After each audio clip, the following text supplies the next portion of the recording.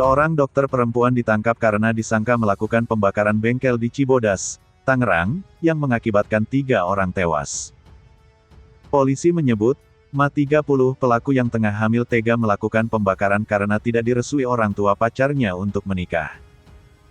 Akibat kebakaran, pacar pelaku, yakni Le 35, dan kedua orang tuanya, Ed 63, dan Li 54 tewas. Sementara 2 anak Ed dan Li lainnya, yaitu CF dan N, selamat.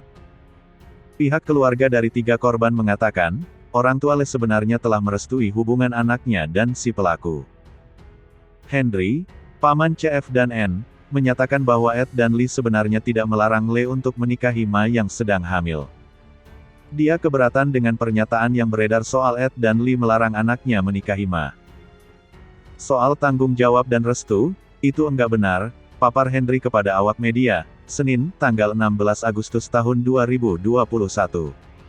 Kita sama-sama klarifikasi.